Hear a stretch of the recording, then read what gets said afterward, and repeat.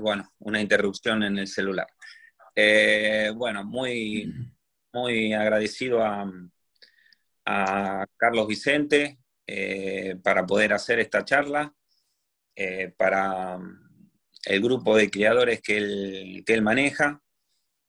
Bueno, hoy estamos acá gracias también a Norberto Nadal, que es un representante de FOA, también a FOA por permitirme dar esta charla.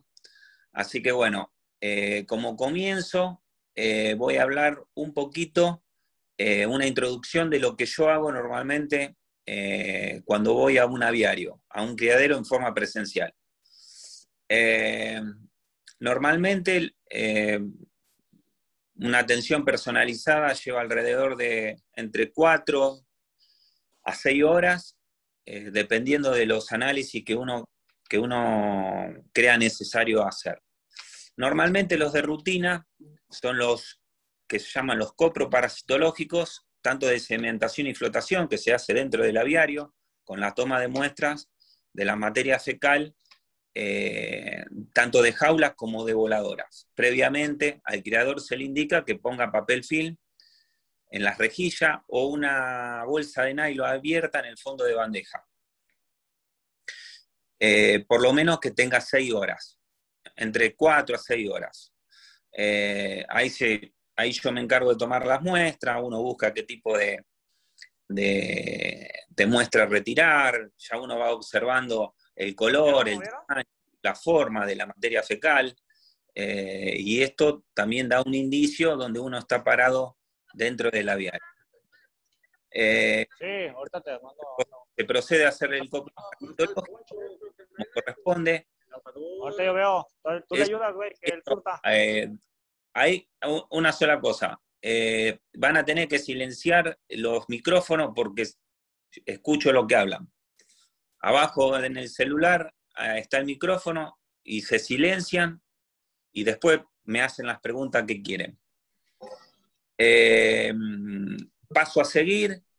Se hace la revisación semiológica o la parte clínica de los pájaros, revisando quilla, panzas, toda la parte de cavidad orofaringea, cavidad oral, pico, ojo, tema de patas, cuestión de tener una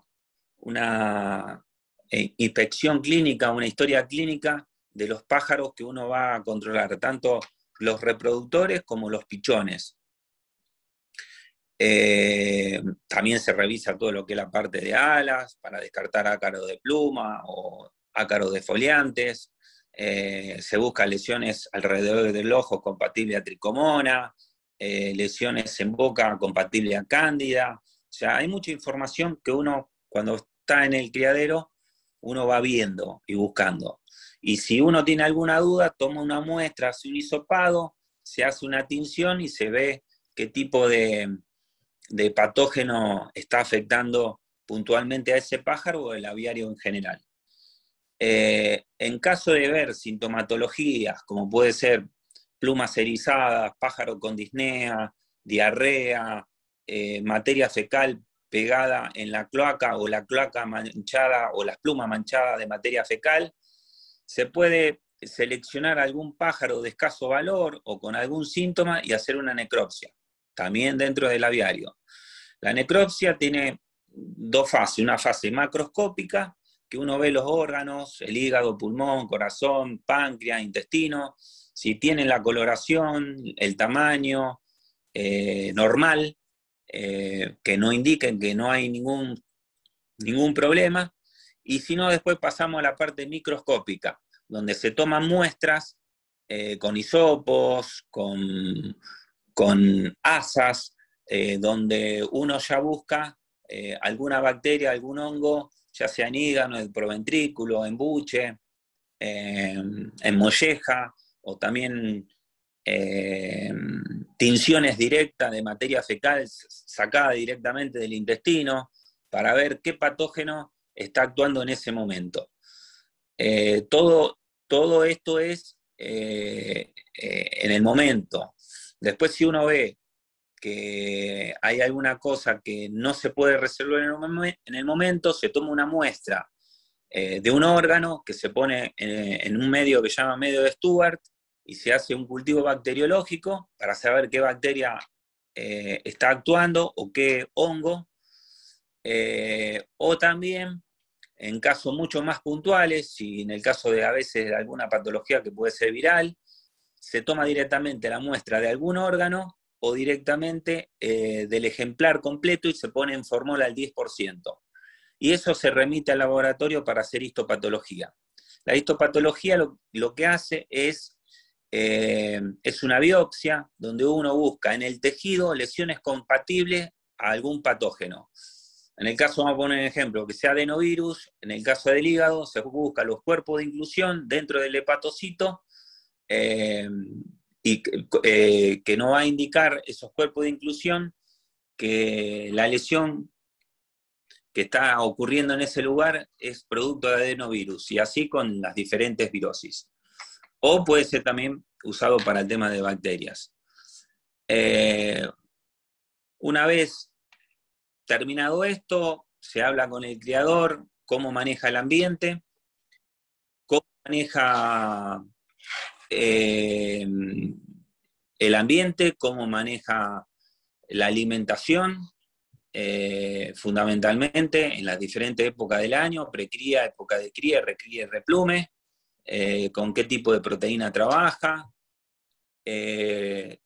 cómo maneja la parte inmunitaria, si se usan vacunas, si hay algún nacional. Le pongo, José, buenas tardes, por favor, ¿me puedes quedar?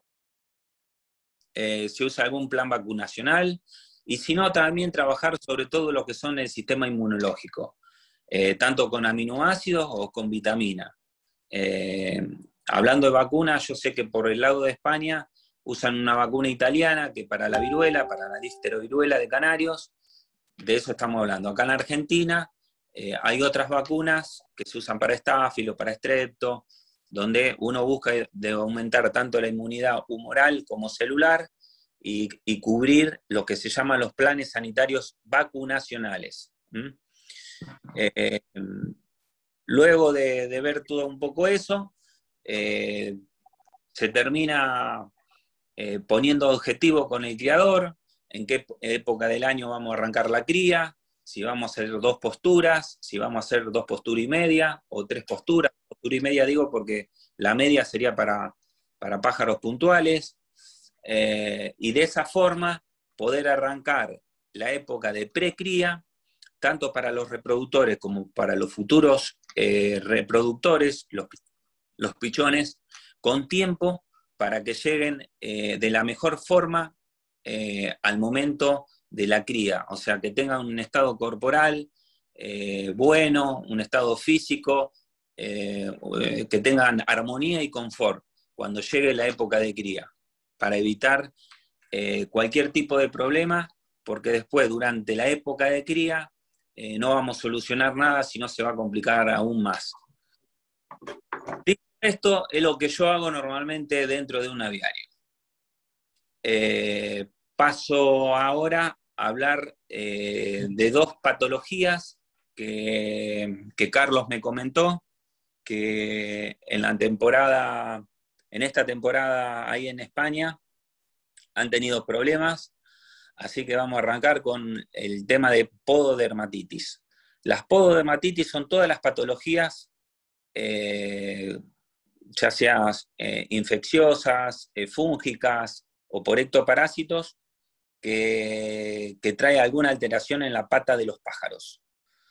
Normalmente, cuando uno habla de un problema de pata de pájaro, dice estafilococo, y automáticamente Staphylococcus aureus.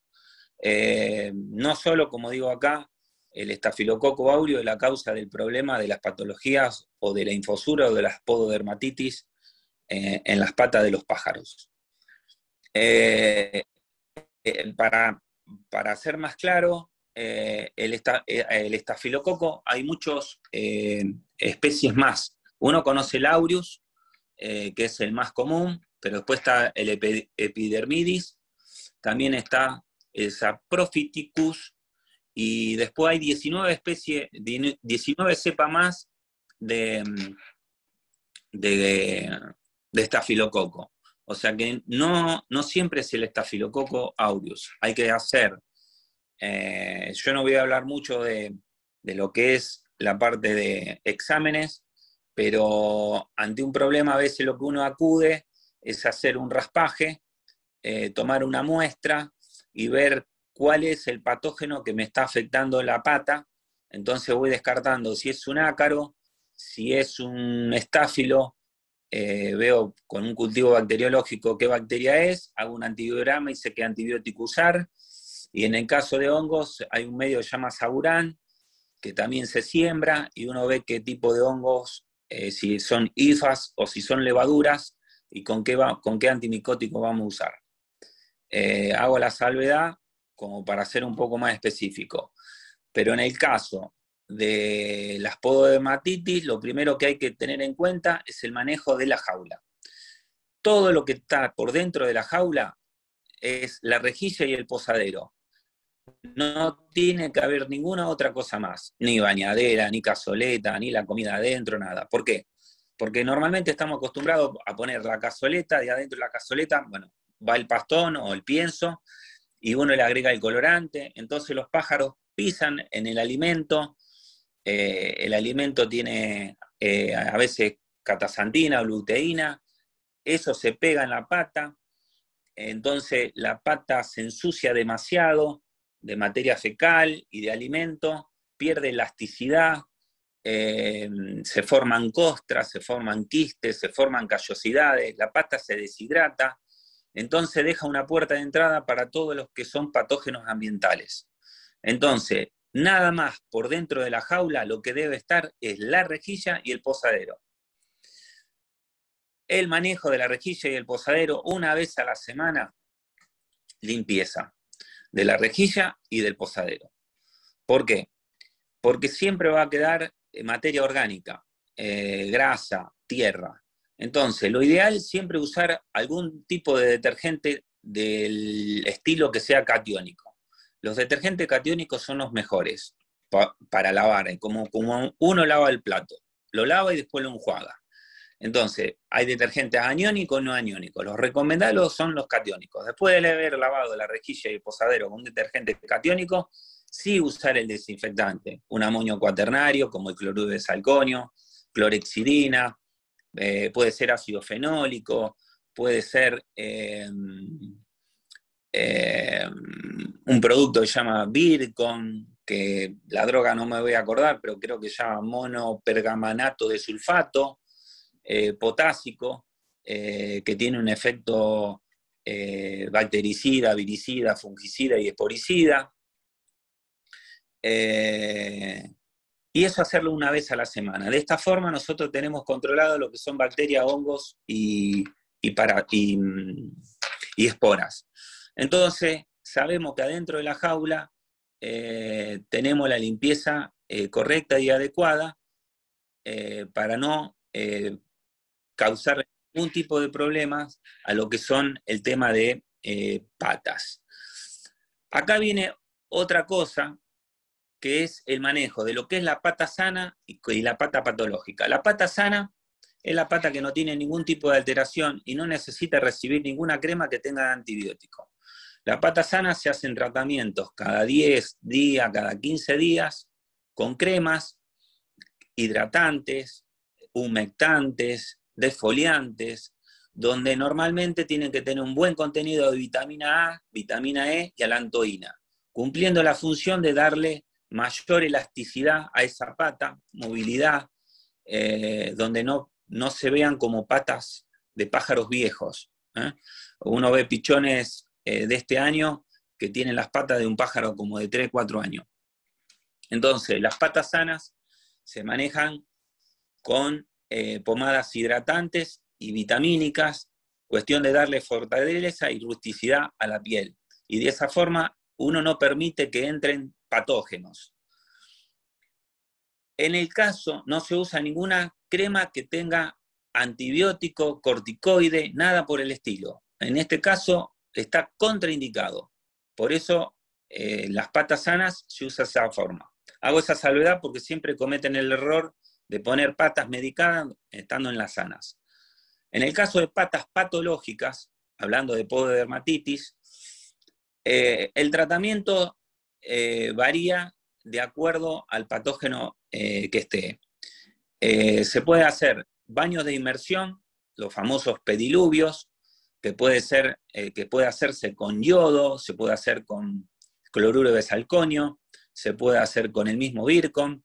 Lo que uno hace es sumergir la pata en una cazoleta llena de agua con el producto durante 4 o 5 segundos, y eso cumple una función de desinfectar todo lo que es la pata y hacer de astringente o a veces de cáustico.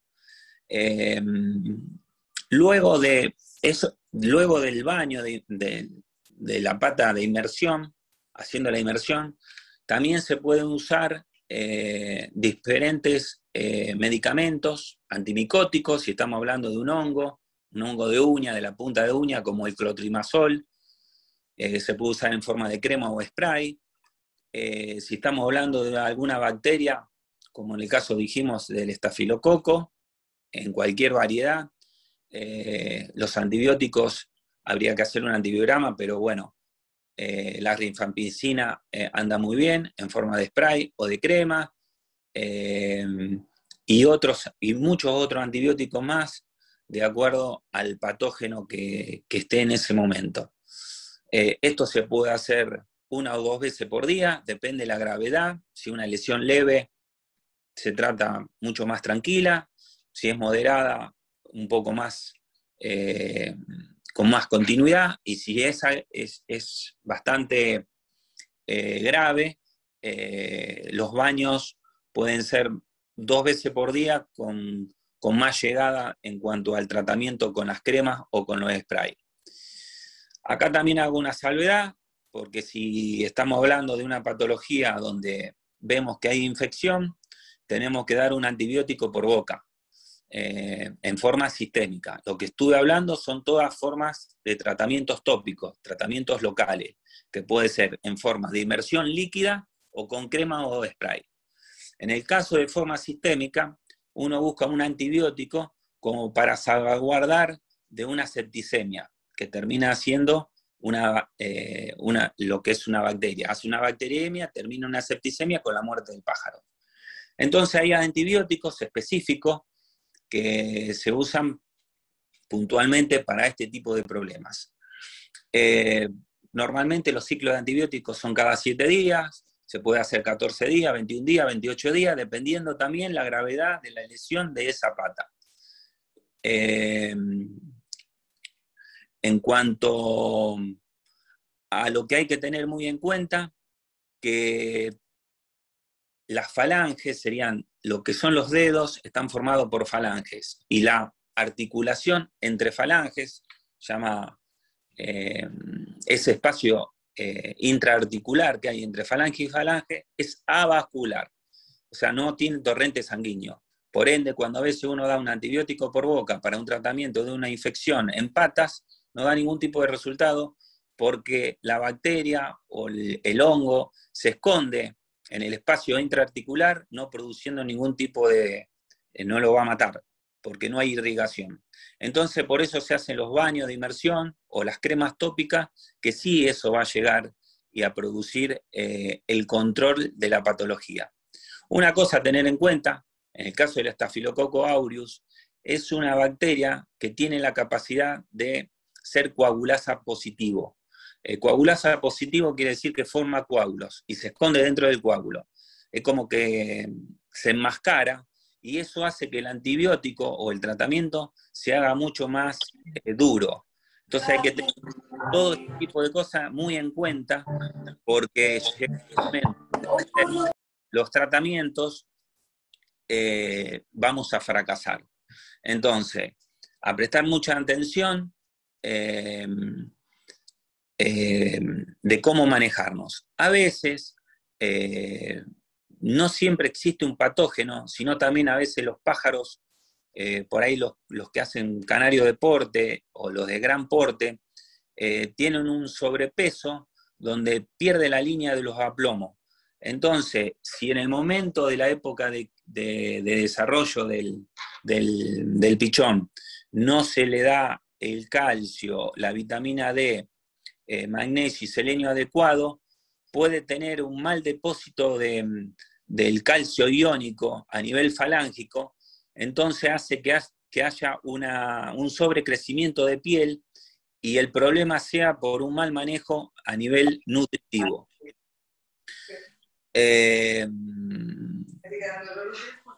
Con respecto a eso, la salud de eso, también puede pasar en canarios los roles, los de color, tener en cuenta mucho qué tipo de posaderos vamos a usar. Normalmente los mejores son los plásticos lisos, cuestión de que los de madera a veces se astillan y terminan produciendo lesiones en la pata o microtraumatismo. El de plástico, no, que no sean huecos que se esconden en lo que son los ácaros.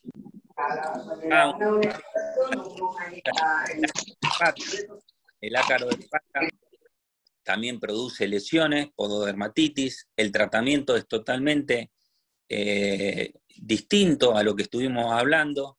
Se puede usar como baños de inmersión, pero también se debe hacer un tratamiento con un antiparasitario externo, como puede ser el caso del Fluradaner, el Ensol de Bayer, puede ser el Fipronil, porque si no, no vamos a tener ningún tipo de resultado ante una presencia de ácaros.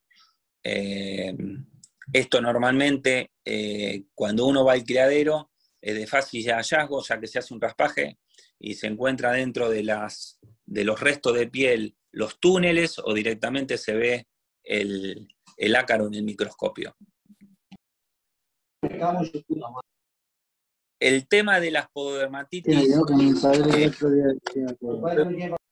criadero con problemas de que ya levanta la pata o que uno ve que tiene el problema, que ve la sintomatología clínica y que todavía no la manifiesta, lo más importante es apartarlo y colocarlo en algún lugar donde uno lo llama la enfermería. El aviario tiene que estar dividido en 3 partes, lo que es la parte de cría y la enfermería, y el lazareto o el cuarentenario, que está por afuera, donde son los pájaros que uno compra o que vienen después de una clásica o de una competencia, van al cuarentenario. No ingresa directamente al aviario porque puede caer una patología encima y causar un problema a nuestro aviario.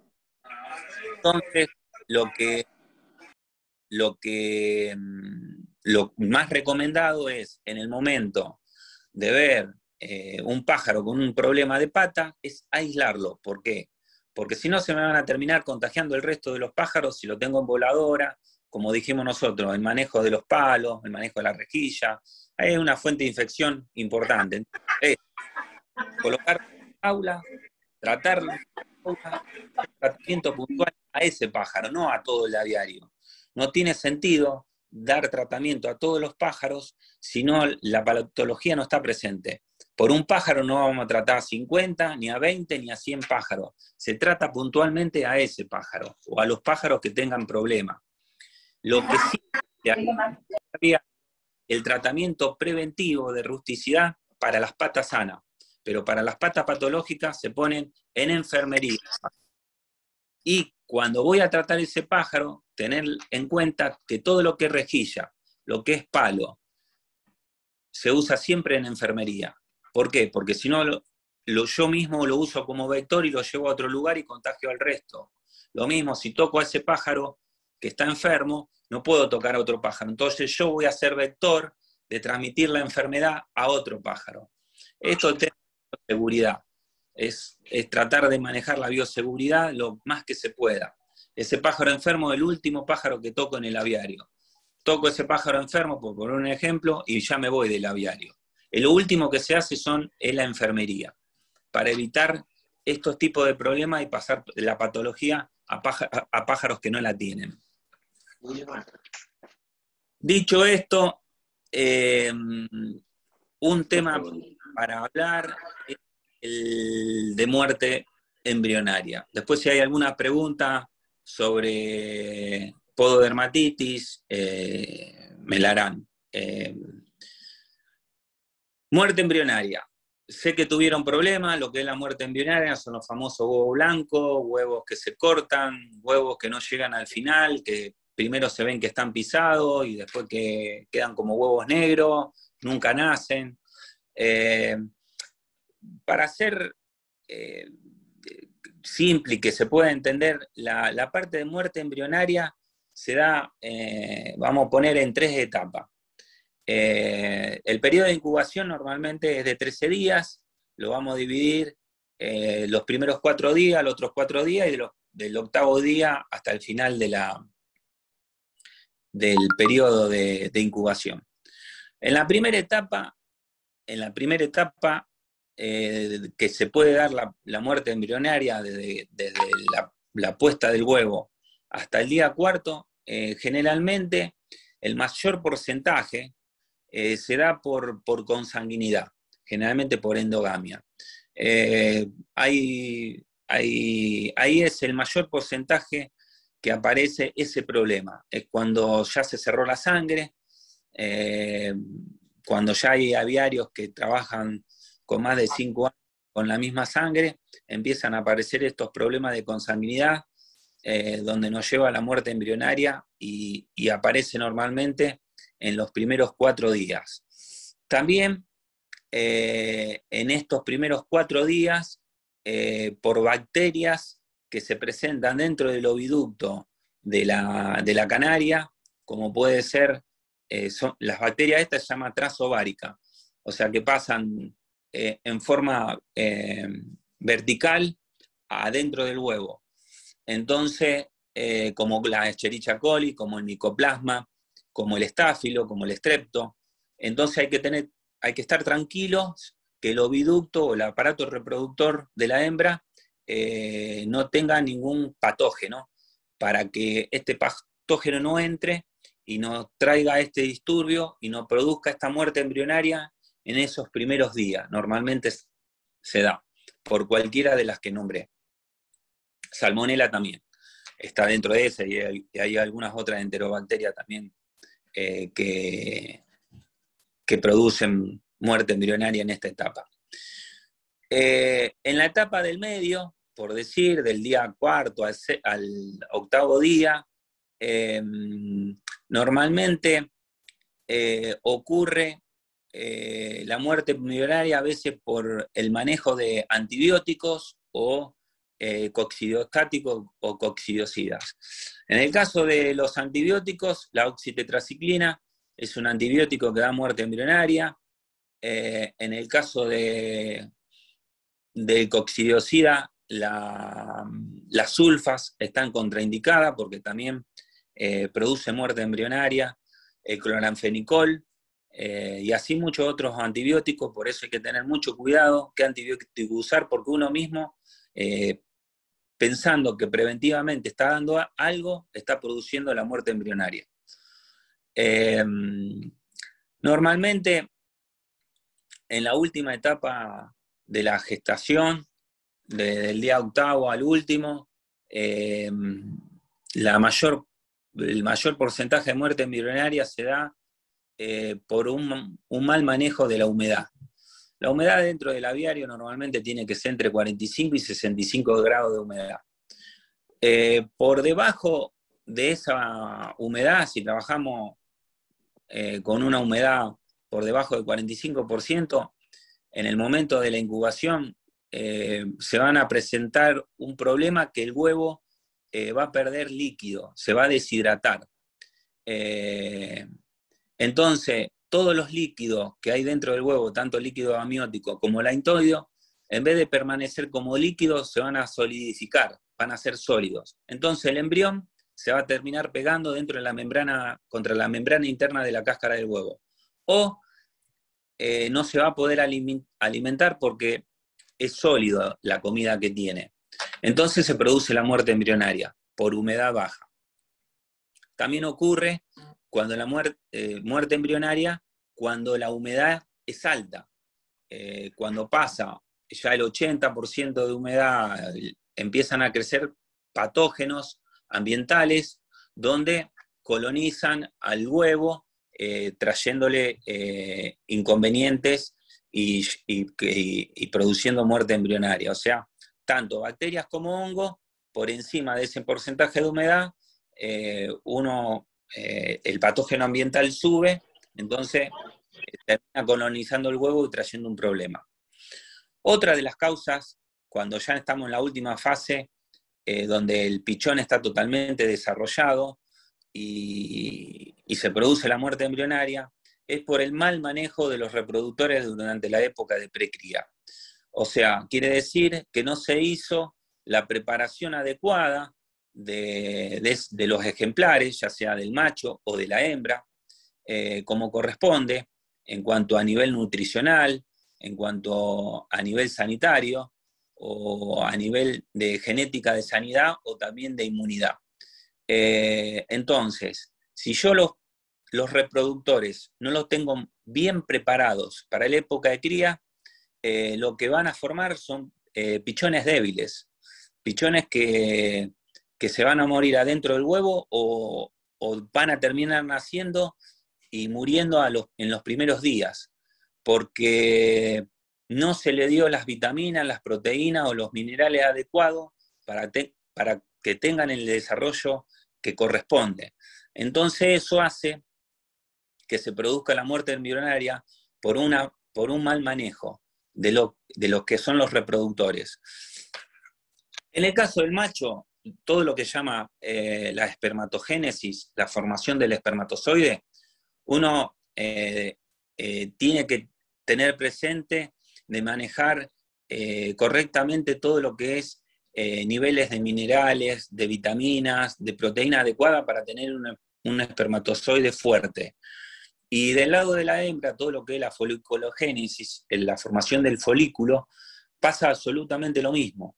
Necesitamos minerales y vitaminas adecuadas, cuestión de formar folículos que sean fértiles. De esta forma, cuando se forma el óvulo, se va a formar un óvulo fértil, no un óvulo débil. O sea, más allá de que pueda ser un óvulo fértil, pero no va a ir adelante la gestación. En el camino se va a quedar. Entonces, es una de las cosas más importantes a tener en cuenta, es el manejo de la precría cuando uno prepara a los reproductores. Y cuando digo prepara a los reproductores se preparan por lo menos cuando termina la fase de replume. Nosotros acá, en Argentina, lo que yo hago normalmente en los criaderos, a partir del destete de los pichones, yo ya empiezo a preparar la cría del año siguiente, o como algunos dicen, cuando se levanta el último nido, o se empieza a trabajar, o se trabaja los 365 días del año. No se puede preparar los reproductores ni 30 ni 45 días antes de la época de cría. Nunca vamos a llegar a lograr tener un reproductor óptimo como uno quiere a la época de cría. ¿Por qué? Porque pasa esto, nos quedamos sin nasta. Si programamos 2 posturas, probablemente a no preparar bien los reproductores, llevemos a cabo media postura o una postura, y se terminó la cría. Entonces, hay que prestar mucha atención, hay que formular bien todo lo que es el tema de la alimentación para evitar también lo que es el tema de muerte embrionaria. Una de las cosas que no quiero dejar pasar es el manejo, que también produce muerte embrionaria, es el manejo del huevo por fuera del nido. Normalmente uno, después del 4.º huevo o el 5.º huevo, se lo retira a la canaria para después colocarlo todo junto para que el nacimiento sea todo parejo y no dejarlo y que sea desparejo. Hay criadores que lo dejan y hay criadores que lo sacan. Para los criadores que retiran los huevos y lo ponen todo junto, tener en cuenta que eso se llama manejo de preincubación. El huevo, a partir del óvulo, dentro del oviducto, cuando es fertilizado por el espermatozoide, a partir de las 3 horas de haber sido fertilizado, ya se empieza empieza la división blastomérica. O sea que ya existe el embrión. ¿Se entiende? A partir después de las 3 horas ya hay división blastomérica. Entonces, desde ahí se empieza el cuidado. Cuando yo retiro el huevo para colocarlo en la caja, donde uno va a almacenar, va a hacer el almacenamiento de los huevos, normalmente tiene que ser una caja que tenga algodón en el fondo o alguna semilla que no tenga punta, que sea una semilla redonda, para que no lesione la cáscara del huevo.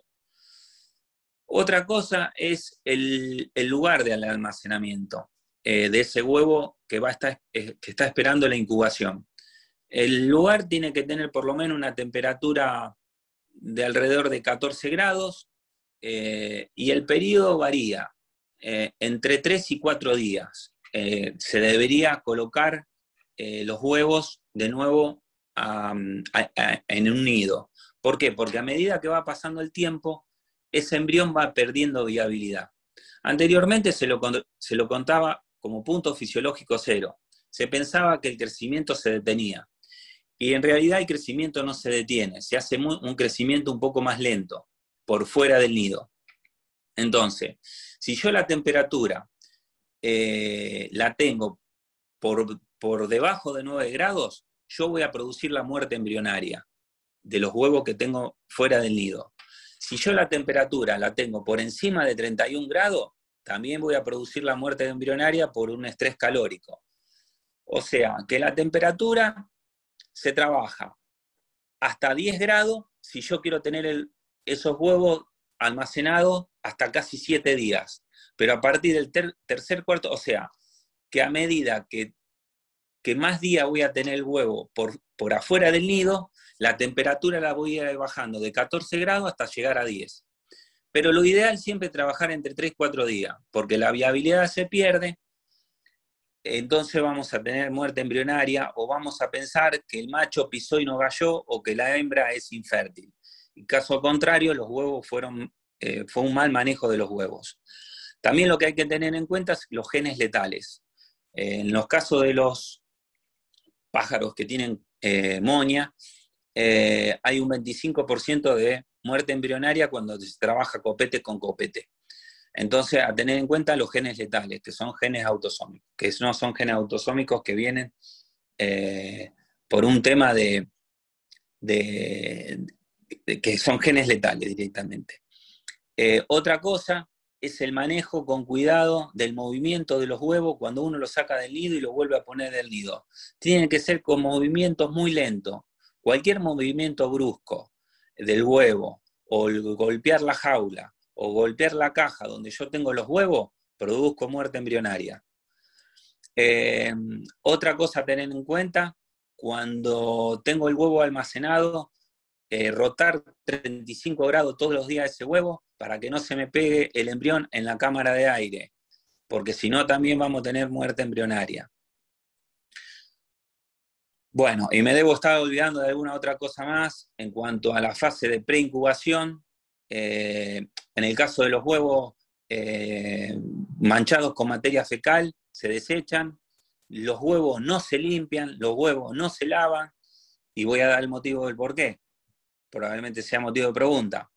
Porque le quito la cutícula protectora que tiene el huevo en la cáscara. Entonces dejo un huevo permeable a bacterias. Entonces directamente no se lavan y los que vienen manchados con materia fecal se desechan. No sé, Beto, algo que me quieras recordar, porque lo vengo diciendo todo.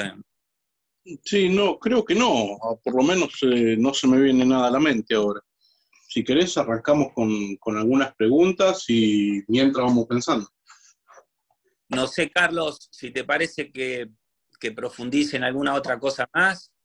¿Querés que vayamos a las preguntas? Me parece, a mí me parece, ¿me oís? ¿Se me oye? Sí. Sí.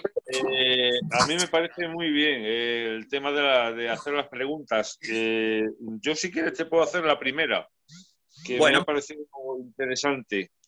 Y creo que a todo el mundo le va a parecer interesante. Nos empezaste a hablar de cómo se preparan los reproductores bien. ¿Nos podría dar unas líneas generalizadas para que la gente lo pueda hacer, ya que se empieza a hacer ahora que separamos a los pollos de los padres? Así de grandes rasgos, ¿no? Pues, ¿qué podemos hacer como rutina, ¿no? Vos me decís puntualmente, Carlos, sobre los futuros pichones que van a ser reproductores o sobre los reproductores que ya estuvieron dentro del aviario. Pues a mí me gustaría saber de los dos, pero en fin, pues futuros reproductores si quieres. Bueno, pero bueno, estaría bien saber un poco de las dos vertientes, ¿no? Sí, en ese caso hay que tener muy en cuenta cuando uno arma su propio plantel de reproductores. El plantel de reproductores, como yo le digo a todos los criadores, se lo tienen que armar uno mismo. ¿Por qué? Porque armando sus propios reproductores, primero que sabe de dónde vienen, la genética y un montón de cosas más, pero fundamentalmente para agarrar la inmunidad natural propia del criadero. Si no, nunca van a lograr la inmunidad o el famoso, la inmunidad de rebaño que se llama. Armando nosotros nuestros propios reproductores, logramos esa inmunidad. Tener en cuenta, si yo cuando voy a preparar esos reproductores en la fase de precría, si voy a trabajar con reproductores muy adultos, tener en cuenta la edad, que la alimentación va a ser totalmente diferente a lo que va a ser un futuro pichón reproductor. O sea, que la edad tiene que ver, la línea que vamos a trabajar tiene que ver, si hay alguna mutación en particular, los pájaros, los canarios de porte, los de gran porte se trabajan también con una alimentación un poco mayor, de acuerdo al peso que tengan, pero fundamentalmente a lo que me preguntaba, a lo que son a los pichones que uno destetó y van a ser futuros que ya lo tiene uno más o menos marcado y va seleccionando y dejarlo como para reproductores de nuestro plantel, lo más importante es trabajar. Ahora va a venir la época de lo que es el pichón de terminar de crecer, va a venir la muda, que es un periodo muy crítico como la época de cría, entonces a tener muy en cuenta el manejo de proteína, manejar proteínas digestibles. Ustedes tienen que tener en cuenta que cuando compran las cosas o le dicen el pienso, o si trabajan con pasta o la semilla o lo que sea, todo se habla de proteína bruta total. La proteína bruta total es proteína digestible y proteína indigestible. Mide todo. O sea, si a mí me dicen 20% proteína bruta total, yo no sé cuánto tiene de proteína digestible. ¿Qué quiere decir? Que yo pienso que le estoy dando un 20% y probablemente me encuentre con alguna proteína que no la digiere el pájaro y pasa de largo como materia orgánica, y en cambio de tener 20% de proteína, como uno piensa que le está dando, hay solo un 10, un 12% de proteína digestible. Entonces ahí hay uno de los errores que a veces cometen los criadores, por guiarse por la proteína bruta total, entonces no se logra el objetivo deseado. Entonces, trabajar con proteínas de alto valor biológico, como puede ser la albúmina de clara de huevo, puede ser algún plasma, hemoglobina, alguna harina, harina de soja, desde el lado de proteínas vegetales, cuestión de que ese tipo de proteína o elevador proteico tienen 90% de proteínas digestibles y se llaman de alto valor biológico porque tienen los 18 aminoácidos, tanto esenciales como no esenciales, o sea, lo que fabrica el organismo y lo que no fabrica. Entonces uno busca ese tipo de alimentación en cuanto a proteínas, en cuanto a hidrato de carbono pasa lo mismo, buscar hidratos de carbono que sean digestibles, descartar todo lo que es a base de lignina o alguna celulosa de tipo indigestible que no se va a absorber, va a pasar de largo. Lo mismo que las grasas, trabajar con grasas poli y mono insaturadas, no trabajar con grasas saturadas, ya sea con semilla o con lo que sea, porque la grasa saturada es la grasa que el organismo no va a poder usar, se va a formar grasa, pero me va a traer problemas, no beneficios, hígado graso, infertilidad, sobrepeso, pájaros que no tienen masa muscular, pero les sobra grasa. Entonces, todas las grasas poliinsaturadas son el omega 3, el omega 6, el omega 9, donde no solo que me aporta energía al pájaro, sino que me aporta mucha inmunidad y fertilidad. Entonces, balancear la dieta tanto con grasas, con proteínas y con hidrato de carbono, trabajar con vitaminas, con vitamina A, con vitamina E y con vitamina D, y con los minerales más importantes, como es el selenio, como es el zinc, como es el cobre, como es el hierro, que son fundamentales para todo lo que es manejar lo que es fertilidad también. Hay algún aminoácido que sirve para tal cosa. Yo quiero un aminoácido que me mejore masa muscular, fantástico, bueno, trabajo con lisina, pero también tengo vitaminas, o como el mineral, como el selenio, por poner ejemplo, que me mejora todo lo que es la parte de la espermatogénesis, los espermatozoides, la calidad seminal. Entonces, bueno, es bastante extenso y debería hablar puntualmente de cada cosa, pero di un pantallazo a grandes rasgos de la importancia que tiene dar una buena proteína, dar una buena grasa y dar un buen hidrato de carbono para que ese pájaro llegue de la mejor forma al momento de la cría, y no pasar los problemas que estuve contando.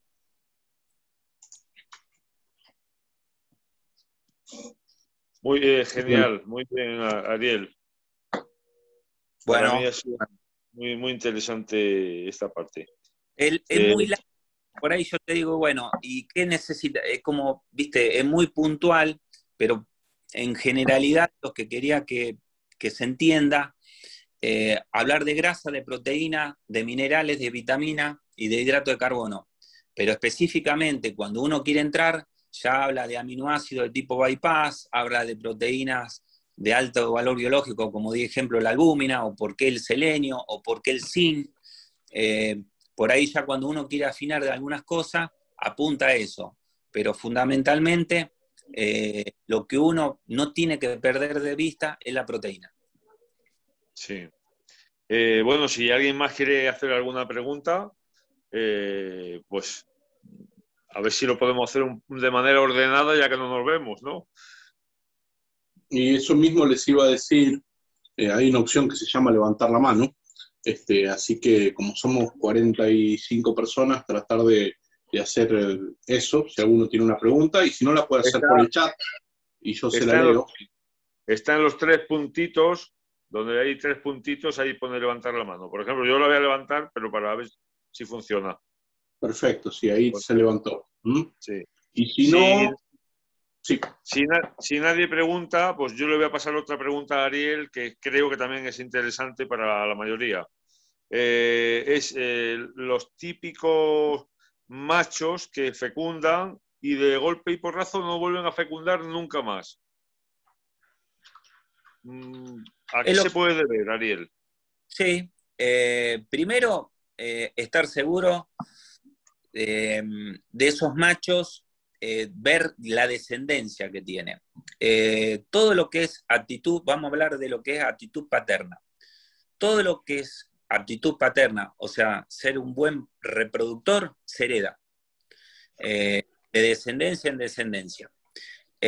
Nosotros, dentro de lo que es el tema de lo que es la parte de canaricultura, no tenemos ningún instrumento como un ecógrafo para medir lo que es circunferencia testicular. La circunferencia testicular va de la mano con fertilidad. A mayor circunferencia testicular, mayor fertilidad.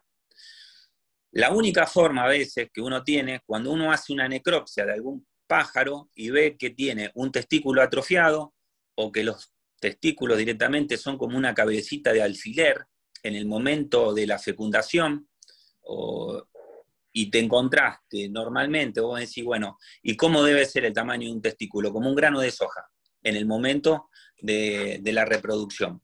Y a veces en el momento de reproducción, caso que se muera un pájaro, un macho, y lo tenés como reproductor, te encontrás que los testículos son como una cabecita de alfiler. El testículo normalmente en anestro es una cabeza de alfiler, pero cuando llega el momento de la reproducción, se multiplica entre 100 y 200 veces el tamaño. Entonces, eso hay que tenerlo muy en cuenta, porque si yo no hago lo que dije antes en cuanto al manejo de la precría para los reproductores, en cuanto a la alimentación, yo mismo hago un mal manejo y no le doy el tamaño adecuado a ese testículo que genéticamente venía bien. Entonces, ¿qué me está faltando ahí? Me está faltando proteína. Entonces, ¿yo puedo generar la infertilidad? Sí. ¿Yo puedo generar la infertilidad dándole antibiótico? Sí. ¿Yo puedo generar infertilidad dándole un antiparasitario? Sí. ¿Yo puedo generar infertilidad porque manejo mal el tema de consanguinidad? Sí. O sea, hay muchas causas que hay que tener muy en cuenta en el momento de la elección de un reproductor. A veces uno compra un reproductor que es campeón mundial y es muy bonito, entonces uno está deseoso por sacar, y por ahí ese reproductor pasó la cría, no pisó, pasó la otra, no pisó, y le quiero sacar un pichón y un pichón. Y el reproductor, a veces me ha pasado, se ha muerto, lo he abierto, ha hecho la necropsia, encontrás que era infértil. Pero eso es genético, ya lo viene trayendo la subfertilidad o la infertilidad.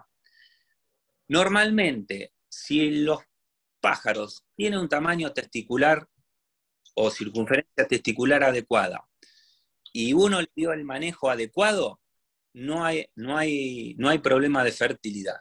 Es una cuestión de manejo durante la precría, que comienza normalmente 5 meses antes de la época de cría. Como decía yo, no arrancamos 30, 40 días antes, se arranca entre 4 a 5 meses antes a preparar a los reproductores con la alimentación, tanto para los machos como para la hembra. Muy bien. Muchas gracias, Ariel. No, por favor. Pues más preguntas por parte de los compañeros. A ver, Carlos, ¿me escuchas? Sí. Soy Alfredo, de Valladolid. Hola, Alfredo, ¿cómo estás? Muy buenas, ¿qué pasa? ¿Qué tal? Oye, bueno, primero muchas gracias porque me está pareciendo todo muy interesante. Y una duda que aunque llevo muchos años criando, nunca he sabido dar una respuesta a la situación. ¿Hay alguna forma posible y lógica, no traumática, de cortar el celo a las Canarias cuando decidimos cortar la temporada? El tema es el manejo con los aminoácidos. O sea, uno cuando se plantea un objetivo, digo 2 posturas. Entonces yo preparo los pájaros para 2 posturas, o lo preparo para 3 posturas, o lo preparo para 4 posturas. Dependiendo la genética que yo tengo, alimentariamente, nutritivamente, vitamínicamente, yo lo voy a predisponer al pájaro estimativamente a decir, bueno, voy a hacer 2 posturas y termino con las 2 posturas.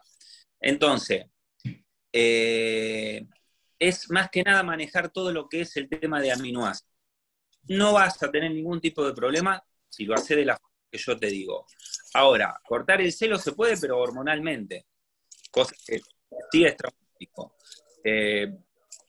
porque le estamos dando hormonas como para que deje de ciclar, y eso no está bueno para la futura, si uno la quiere, para la futura temporada de cría. Después todo lo que es tema de manejo, ponerla en oscuridad, todo eso sirve, te levanta el nivel de melatonina. Pero bueno, van a seguir apareciendo huevos en rejilla.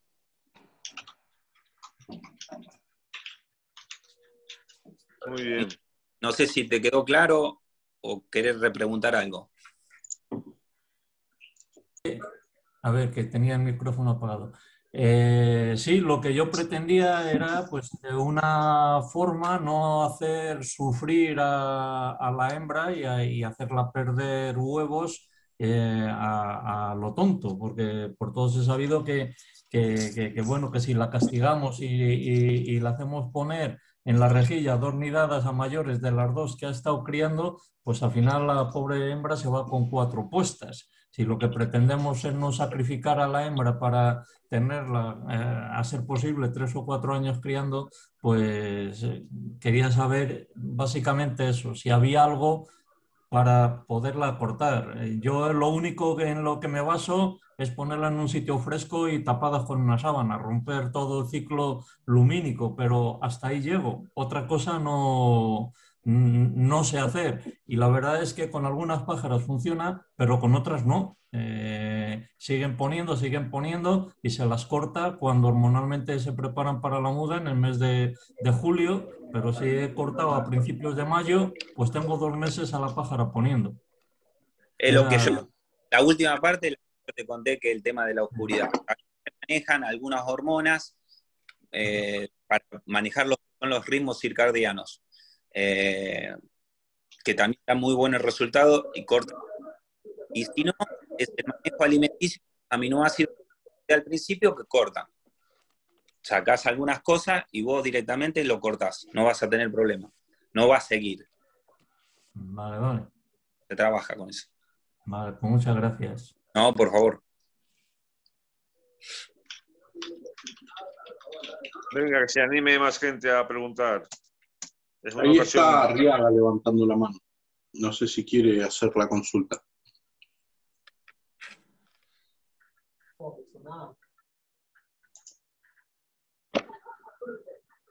¿Me escucháis ahora? Ahora sí. Sí. Hola, Carlos, buenas noches. Hola, Ariel, de Sevilla. Muy buenas. José, ¿qué tal? ¿Qué pasa, Carlos? Un abrazo.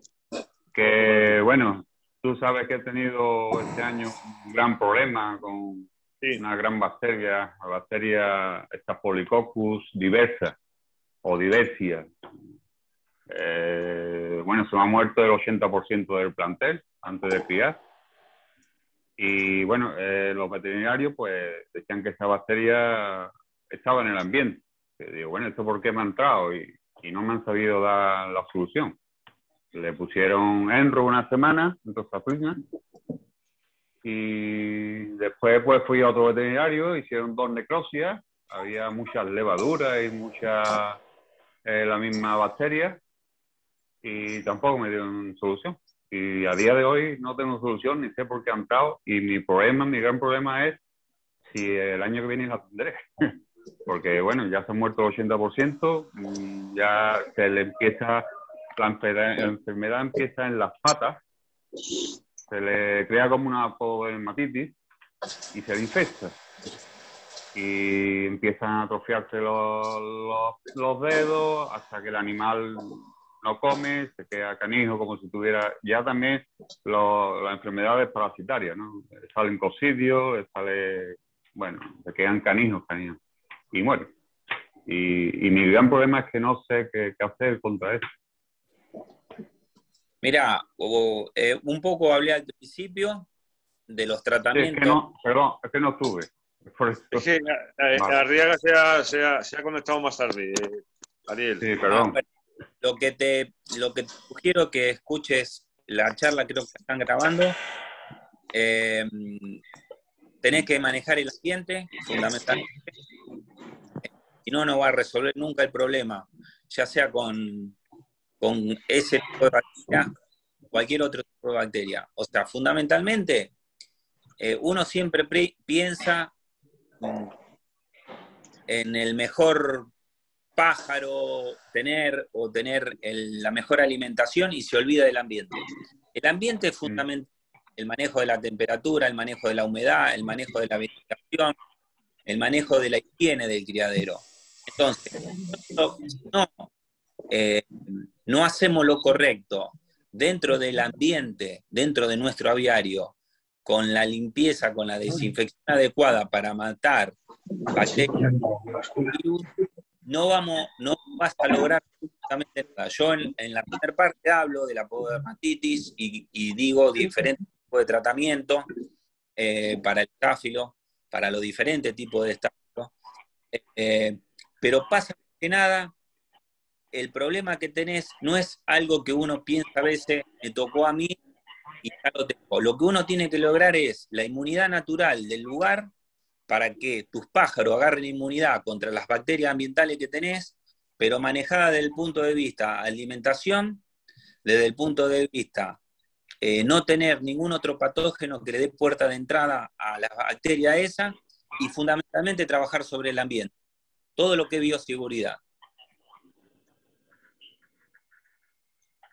Sí, sí, claro, estoy totalmente de acuerdo, Ariel.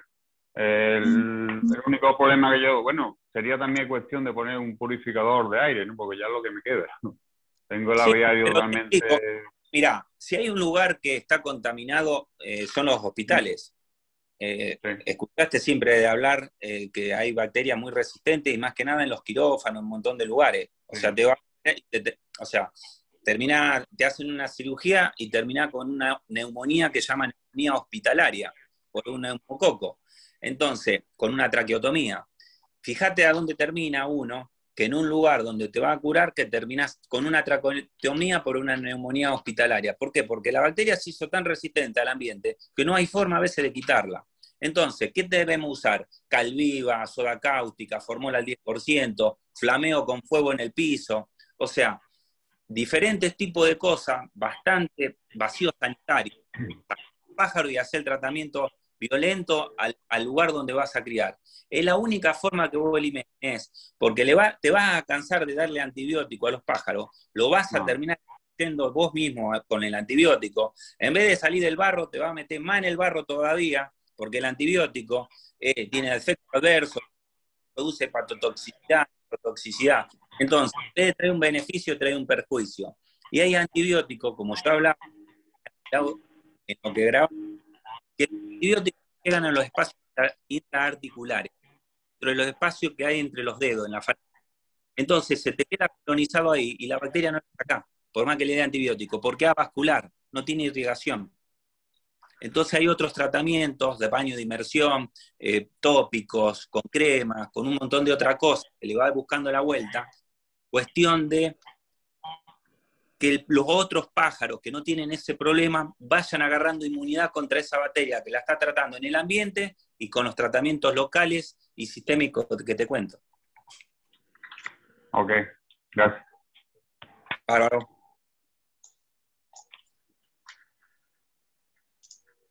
No sé si alguien más tiene alguna consulta, si sabe levantar la mano. Hay una pregunta, hay dos preguntas que han hecho a través del chat.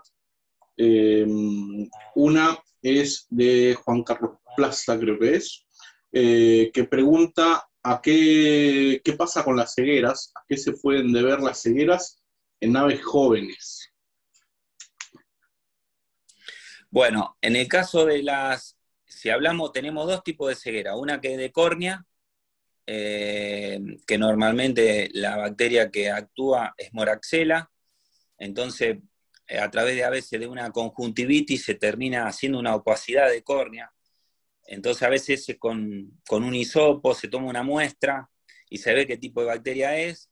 Y si no, un tratamiento con algún colirio o alguna pomada oftálmica para lo que es córnea. La córnea tiene 7 capas y también es avascular. Todo lo que se dé por boca no sirve. Por eso se debe usar los colirios, la pomada oftálmica. En el caso que sean cegueras profundas, de fondo de ojo, de retina, en pájaros muy nuevos, es por un problema de consanguinidad o genético. No es una enfermedad adquirida, sino es congénita. Entonces ya lo que hay que ver es esos reproductores, desecharlos o eliminarlos del criadero, porque me transmiten pájaros con problemas a nivel de retina o de cristalino. Bien, bien. Y la otra pregunta es de M, ¿sí? No tiene el nombre. Pregunta el nombre de la crema para la elasticidad de las patas. La crema, yo le voy a decir acá en Argentina, Dermagloss o Hipogloss. Lo que tienen que buscar, si buscan qué tipo de crema, qué es lo que tiene que tener vitamina A, vitamina E y alantoína. Esas 3 drogas.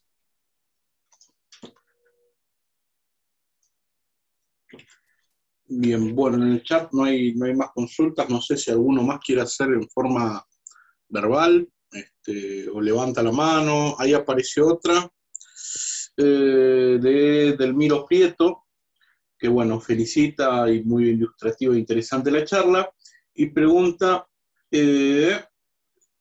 cada vez se está imponiendo la utilización del pienso. ¿Qué opinás del pienso en general y si recomendás alguno en particular? Nosotros acá en la Argentina no hay pienso. Sí lo conozco al pienso, trabajo con algunos criaderos de ahí de España que trabajan con pienso. Yo en realidad, este año, para los criadores que me llamaron para asegurar la cría, lo hice trabajar con semillas o con alguna mixtura y con una pasta de cría, para no cometer errores. Sé que hay varios piensos, los de LOR, los de Bersailaga, creo que Ornicin, Orniplus, hay varios piensos, los estuve viendo, cómo están formados. De todas formas, no pasan como las pastas de cría acá en la Argentina, a guiarse por la proteína digestible y no por la proteína bruta total,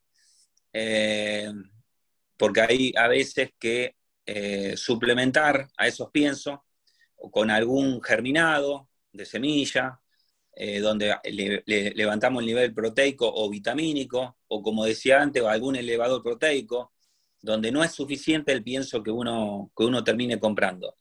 Sé que hay pienso para la muda, hay pienso para la cría, o sea, los conozco muy bien. En la Argentina no se trabaja con pienso, pero los criaderos que trabajé yo en España fueron con mixtura y con pasta de cría.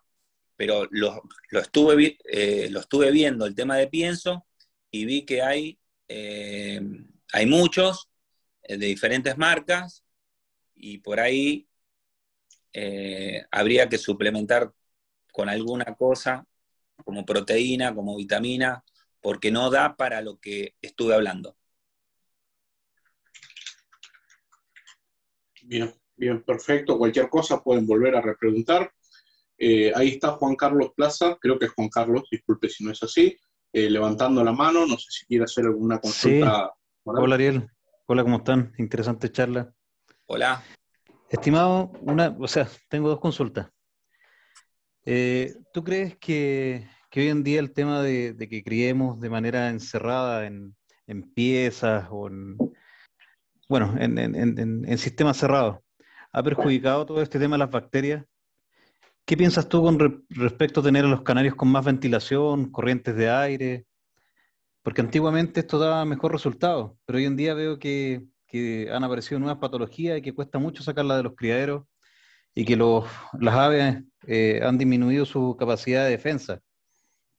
Y la segunda es un tema que creo que está pasando acá en Chile, el tema de que todos están criando con luces LED.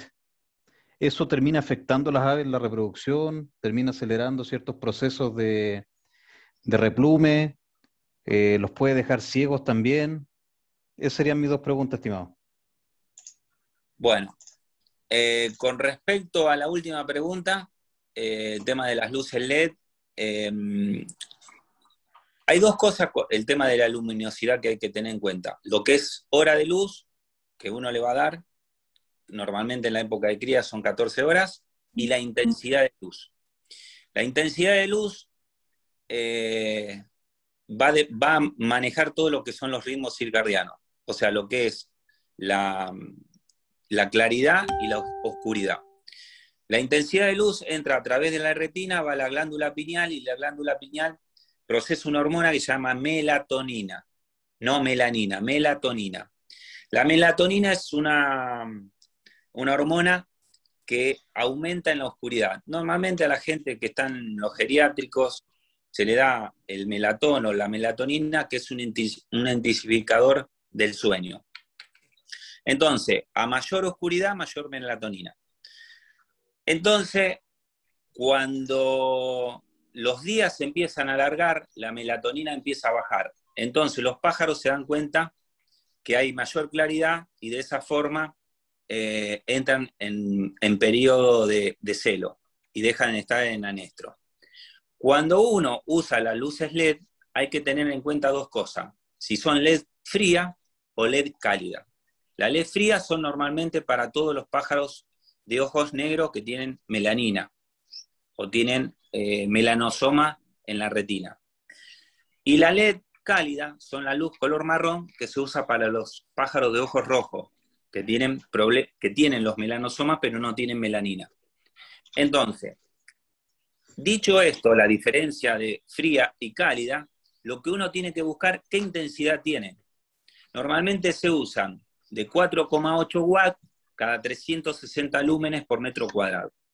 Eso sería lo más o menos correcto para no intensificar mucho la luz y que el pájaro me adelante el celo o la reproducción y entre antes al replume. Lo que uno busca, ¿por qué? Porque uso más lúmenes por metros cuadrados. Entonces el pájaro está mucho expuesto y está muy acelerado. Entonces la melatonina desaparece, que es lo que trato de explicar. Entonces voy a tener un problema de reproducción por la intensidad de luz. Entonces voy a tener huevos blancos, pájaro muy agresivo, hembras que se levantan del nido. O sea, yo mismo provoco el problema por un mal manejo. Eso con respecto a la luz LED. A veces se trabaja con una bombilla de LED fría arriba en forma de campana y las últimas 2 líneas de jaula o 3 líneas de jaula se trabaja con luz LED. Y la primera pregunta, me olvidé. Me fui con la de LED. La primera, no hay problema, te lo repito. ¿Qué era? La vamos a hacer más breve. La primera tiene que ver con el tema de ventilación. Actualmente he visto a lo largo de los años, del momento que tomamos la decisión de encerrar las aves, de colocarlas en piezas, de hacer recintos cerrados, aumentaron la cantidad de bacterias y problemas que antiguamente no se veía tanto. Ya me acordé. Mirá, el tema de tener en lugares cerrados, el tema cómo vas a manejar la ventilación. O sea, esto ya vamos a cómo climatizar el lugar de la mejor forma para poder criar. Si yo tengo un aviario muy cerrado, donde no tengo la ventilación correcta, yo voy a tener un problema, voy a tener un aumento de dióxido de carbono y de amoníaco.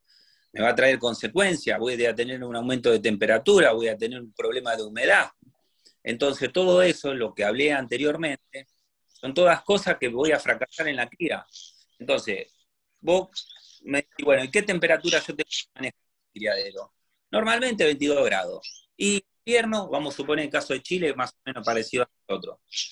Depende, ¿no?, el lugar. Pero sí, bueno, en pleno invierno, cuando arranca la cría, ¿qué temperatura tiene que tener adentro del aviario? Y no menos de 16 grados, te digo.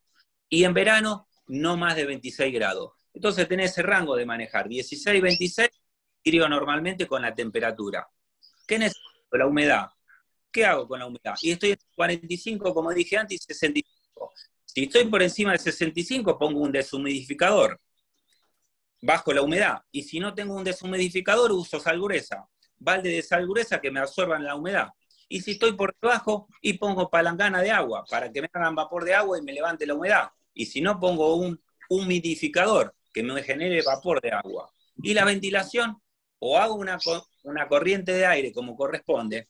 O sea, para saber cómo se mide la ventilación, el aire dentro del aviario, es con un encendedor, poner la llama. Si queda derecha, es porque no hay corriente de aire. Si se apaga, porque hay mucha ventilación, tiene que quedar a 45 grados.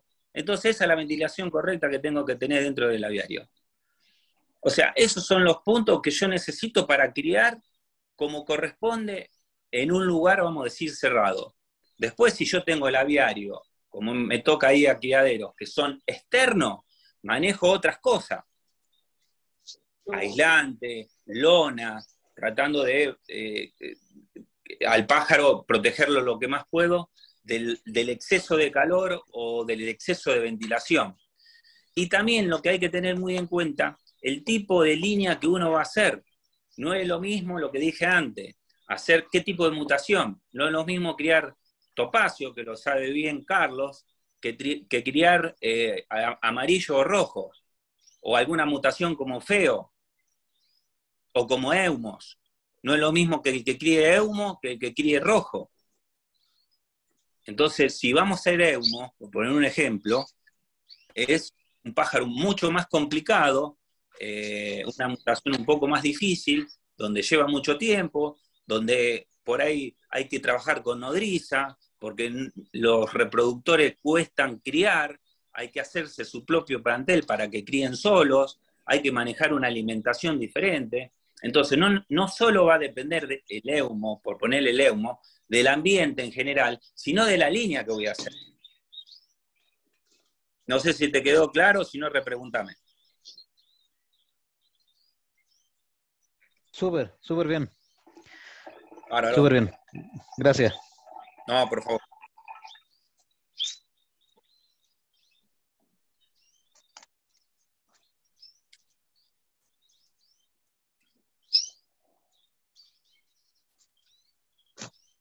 ¿Nadie más quiere preguntar nada?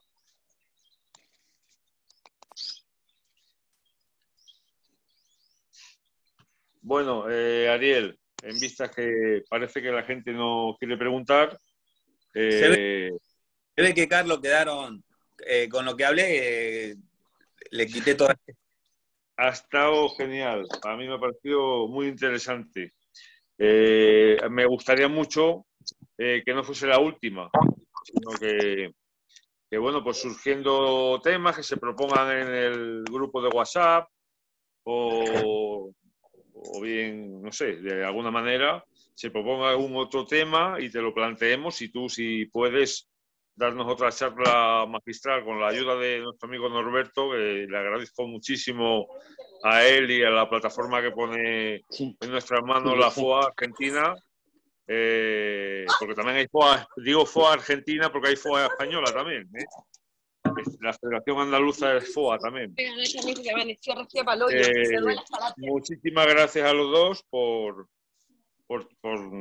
todo, especialmente a Ariel, evidentemente, y muchas gracias a la gente que ha concurrido con nosotros, que nos está acompañando.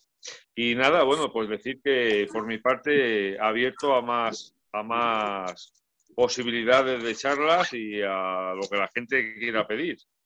El tema de hoy principalmente era abortos y un poco también el tema de las patas, que hay mucho problema de estafilococo y te lo planteé tal cual como me lo había planteado mucha gente. Entonces, bueno, pues por mi parte, darte las gracias, Ariel, muchísimas gracias.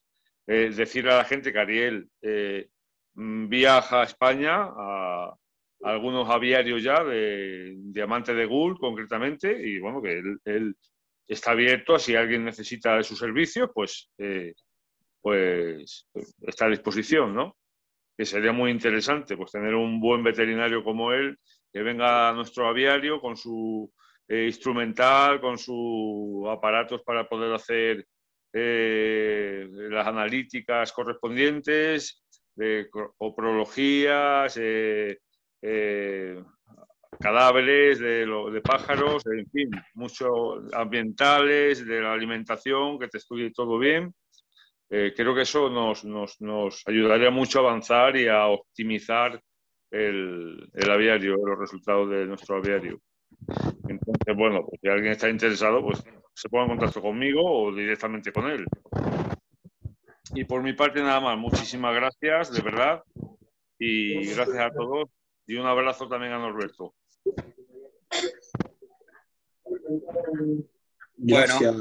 Gracias Carlos. Antes de Ariel, antes de terminar, justo se me cayó y no sé, los últimos 2 minutos me los perdí, pero bueno, gracias Carlos por las palabras. Y hay una pregunta ahí en el chat, si te parece, y después le respondes a Carlos, de Luis, que bueno, que dice que comentaste algo sobre la proteína vegetal. Él dice que en su aviario usa nuez y pipa triturada, que aportan grasas insaturadas y poliinsaturadas. ¿Habría algún problema en los pájaros si se excediera en la cantidad que da en la pasta? Sí, en el caso de todo exceso es malo, igual que toda carencia. Más allá de que tener ácidos grasos insaturados, también siempre hay algo de grasa saturada. Entonces, a tener en cuenta eso, no hacer dos semillas puntuales, sino buscar siempre variabilidad puntualmente. Y más que nada, levantar el nivel, con eso solo no alcanza, porque hay que levantar el nivel de proteína. Estamos muy bajos en proteína. Tiene proteína vegetal, siempre no es suficiente. A su vez, la proteína vegetal, normalmente, vamos a suponer que tenga un 15, un 16%, queda entre un 8 a 10% de proteína digestible. Es lo que digo yo, se absorbe dentro del organismo. Entonces, a tener muy en cuenta eso. Listo, Beto. No hay más consultas y no sé si alguno más quiere hacer algo. Bueno, yo respecto a las palabras de Carlos, agradecerle esta iniciativa para los grupos que asesora él con todo de ahí desde España. Fue un gusto dar la charla, obviamente que va a haber otras charlas más, por eso hoy se trató de hablar puntualmente sobre lo que era pododermatitis y el tema de muerte embrionaria. Así que bueno, en algún momento cada uno planteará qué problema tienen y bueno, aclararemos y abordaremos el tema que más dudas tengan y buscaremos soluciones. De mi parte, agradecerte a vos, Beto, a FOA, fundamentalmente, que nos da la plataforma, a vos, fundamentalmente, que estás siempre al pie del cañón, y bueno, a todos los oyentes y especialmente a Carlos por esta iniciativa. Pues nada, muchísimas gracias a todos. Un abrazo grande a Ariel, Norberto y al resto de amigos. Abrazo. Chao, hasta luego, un gusto. Muchísimas gracias, la reunión ha estado fantástica.